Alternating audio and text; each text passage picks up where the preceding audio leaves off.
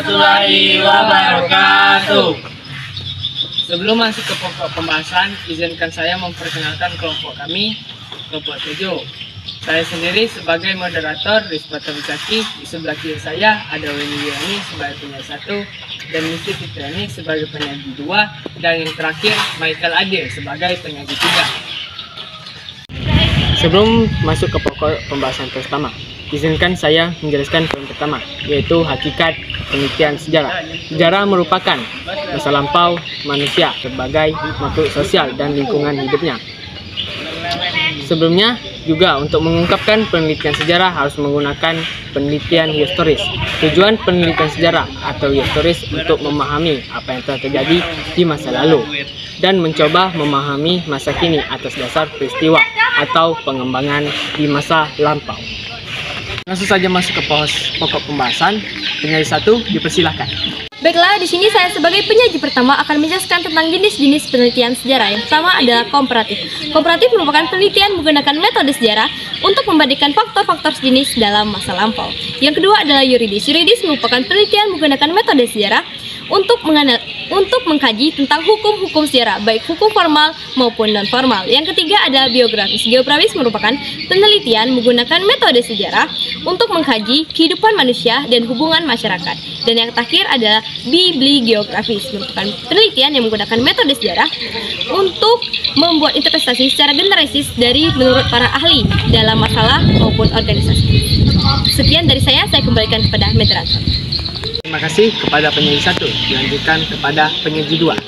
Baiklah, di sini saya sebagai penyaji 2 akan melanjutkan materi dari penyaji 1. Langkah-langkah penelitian sejarah. Yang pertama, heuristik. Heuristik adalah tahap untuk mencari, menentukan, dan mengumpulkan data dari berbagai sumber sejarah. Heuristik terbagi menjadi 3. Yang pertama, corroboration, searching, dan contextualization.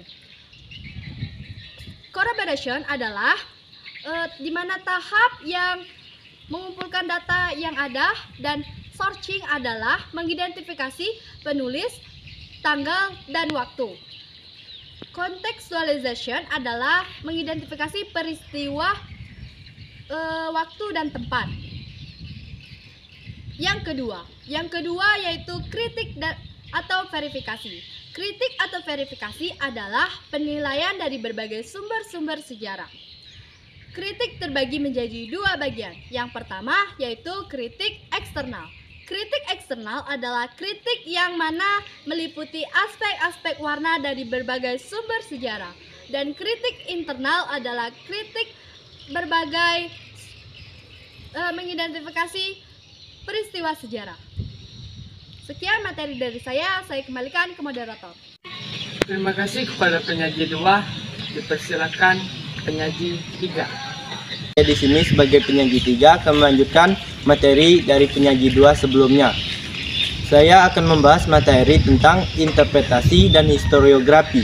Interpretasi adalah proses menafsirkan fakta sejarah dan merangkai fakta sejarah tersebut menjadi satu kesatuan yang masuk akal dan harmonis.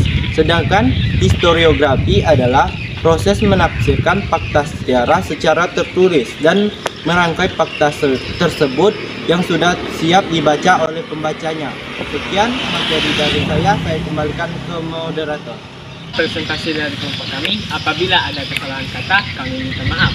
Jika ada kritik dan saran, silakan komen di bawah ini. Jangan lupa like, komen, dan subscribe.